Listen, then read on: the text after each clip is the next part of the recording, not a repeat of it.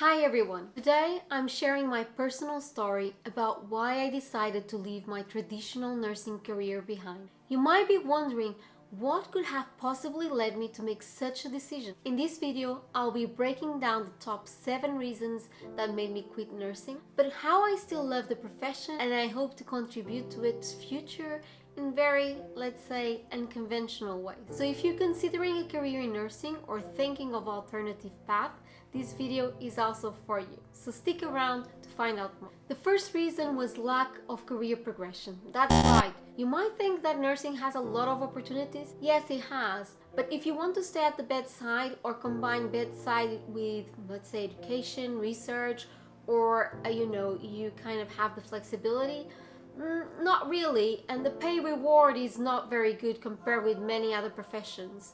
So I find that in nursing I had loads of opportunities to do extra courses, but then when it comes to translation in return on investment and pay and number of hours of extra hours of work, it didn't really translate to anything. So it did translate on better patient outcomes, better care, but then in terms of return on investment for me, in terms of pay, forget it. So I find that really an advantage to have those courses because I can provide better care, but then what's the whole point if you don't have any incentive to progress and to learn further? Then, if you are a nurse that really likes bedside care, don't think yet that you have a career in bedside nursing. Here in the UK, forget it. Unless you go to management or you just leave nursing completely outside of the way or you go into specialist nursing roles.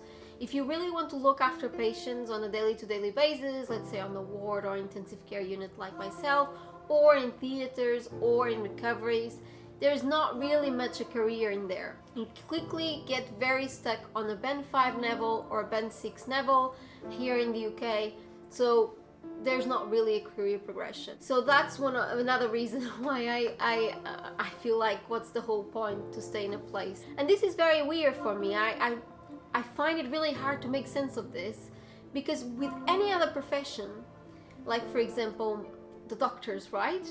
As more you become a consultant and more senior, you still look after patients, you still lead patient care, you still support and educate others, and you're still able to do other things outside of the bedside care, right? So why nursing with such a complex case basis, especially in intensive care, for example, and in A&E, and in many other areas are quite specialized? Why do nurses don't get a career in clinical work?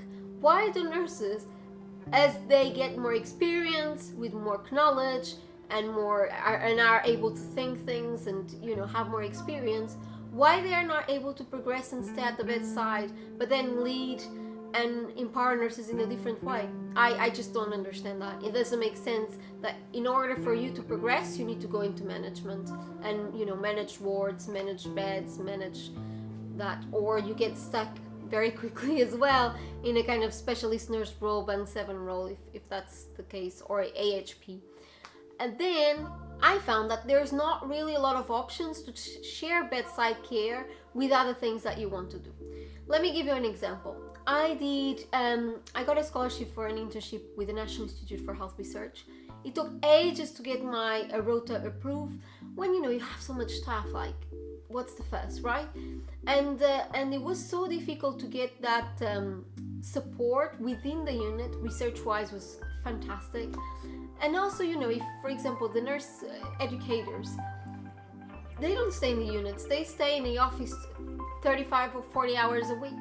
Why don't an educator or a person like me that loves research and wants to do research career, then why don't we are able to do that role and have kind of option of share bedside care, let's say 50% 50 or 80-20 or 50-20. So then you make sure that you could still support other nurses, you apply the evidence-based care, and you're still proficient on the work that you do. And I think this would retain a lot of nurses for sure. Work-life balance.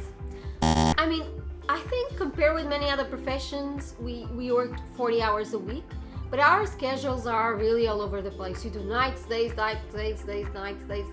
It's so complicated, it's changing all over the time. It really has an impact on your life and your personal life, and especially if you like to do things outside of work like myself, have other extracurricular activities, is a nightmare. Why? Because you only have 4 requests per month. So let's say if you only have tennis every Wednesday evening, well, that's your requests off. But if you have holidays, if you have a wedding, if you have an extra thing, you can't request anymore, and you have to rely on asking people every time. I just don't get it, because nowadays there's so many systems, there's so many ways of planning stuff almost automatically. Why are we still kind of threatened by these 4 requests per month? To me, that doesn't make sense. In 365 days of your life, you only have about 40 of them kind of that you can balance. Didn't really work for me. Then it was also the night shift. I felt quite constant palpitations, lots of sleep regulation, and really GI symptoms that, one day I said to myself, I can't carry on like this. I can't cope with 7 nights per month because my body just doesn't cope very well. Then I think as you become older, like myself, you start to think about your family. A lot of us want to have kids or have kids, and you start thinking, do I really want to miss festivities all the time and not have a word, not be able to go home? Probably not, right? And seeing a lot of nurses, and I worked in places where you didn't have breaks appropriately, because there was so much to do, and in many places nurses don't have breaks. I was very lucky in the last place that I worked in.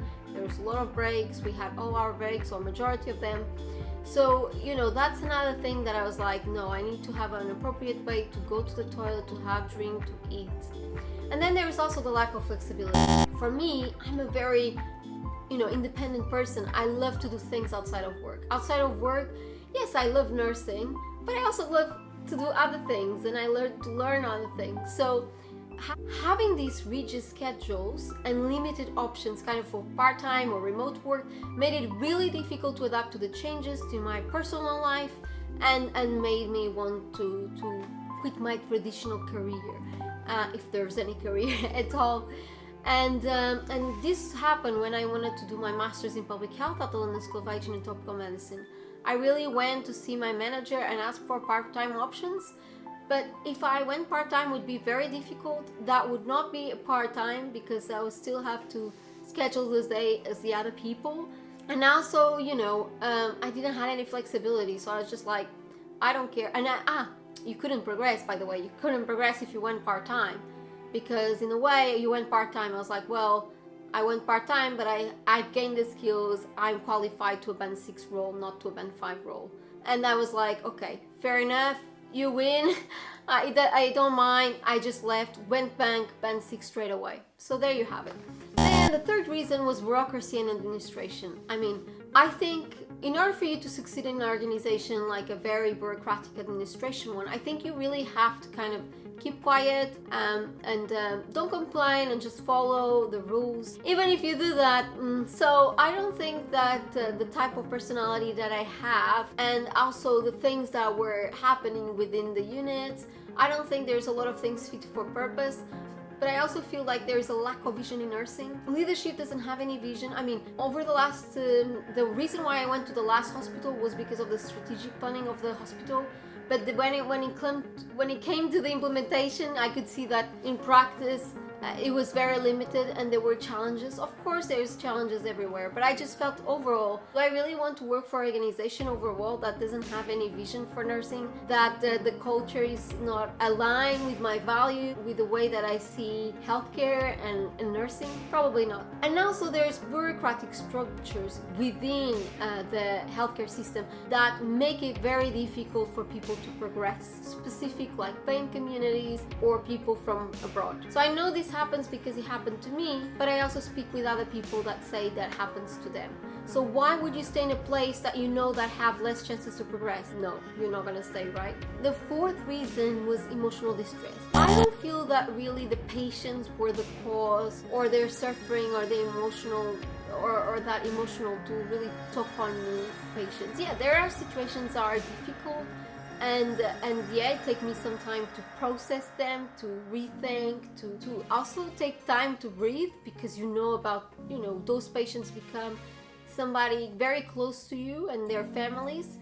But I think for me, what really made me very distressed and burnout was the culture, the organizational culture. So, and I think, if you're seeing this video in April 2023, you know what I'm talking about. You've seen what's happening in nursing here in the UK and across many other countries, and I don't really align and fit with that culture. And to me, it's very important to make sure that we have the safety net, we have a good organizational culture that really provides for safe staffing, for safety for us, but also for career progression. And if there is no culture that really embeds the things that they want us to do with patients, which is compassionate care or, good quality of care, but then they don't have good quality of organizational care with their employees, find it really hard. And that was what took me kind of emotional distress because of that. And I think it was a good idea to leave because I felt like I need to find a place where the culture aligns more with my goals and the vision that I have for healthcare.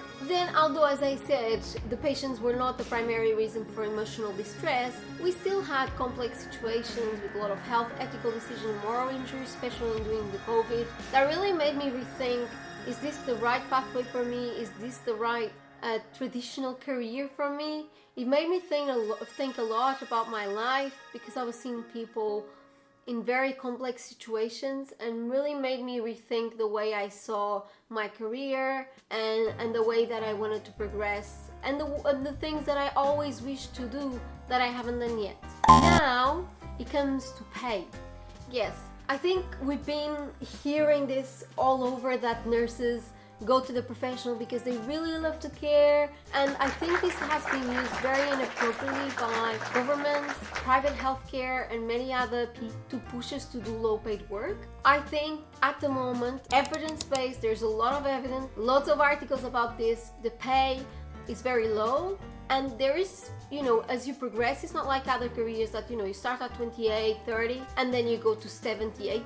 In nursing, you get stuck very quickly in very low salaries, and unfortunately I see a lot of my colleagues that are really struggling with the cost of living crisis, and I think this long term might be a big problem for the NHS if they don't resolve this problem as well. Now, pursuing other passions. I love learning, improving myself personally and professionally, and I really want to explore other career options. I think I always knew what I wanted to do, so I always had in my mind that, I wanted to be a nurse, I love being a nurse, but I want to set up and build my business, and I want to have my consultancy role so I can, I can do other things, I can work at a more health systems level, I can work with other people and be more collaborative and more creative. So I thought that, I need to take that time to explore other passions, to learn other things, and so now is the time to do it. So I think, despite of all these things, I think nursing here in the UK has a good thing, which is having bank or agency staff, because in a way, if you if you want, for example, I did a data science course, and I'm gonna do another one in coding in the next few months, so I can just do agency for a while and then take off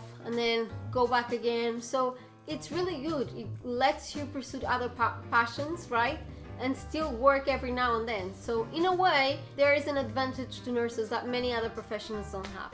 And also, the fact that you have the ability to do bank and agency helps you to explore other opportunities while maintaining your skills, earning some money, advancing your career set, and have more free time. And that's why I love nursing in that aspect, and that's why I say to people, this is always a safety net career, in a way that there's always going to be work while you're pursuing other options, other opportunities. So what's transitioning to the future? So although I left my traditional nursing career, I still have a deep love and respect for the profession, and I hope to contribute to the future of nursing in many other ways, even if they don't fit the kind of conventional pathway more nurses will follow. I think there are numerous opportunities to make a difference in healthcare, and I'm excited to discover and share them with all of you.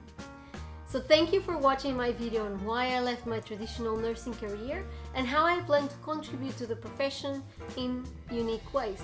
I hope my story provided you with some insight and inspiration. And if you enjoyed this video, don't forget to like, share and subscribe. I also have a newsletter, so check it out on the main page where I share more nursing tips and educational content. As always, leave your questions on the comments below and see you in the next video. Stay curious and keep learning.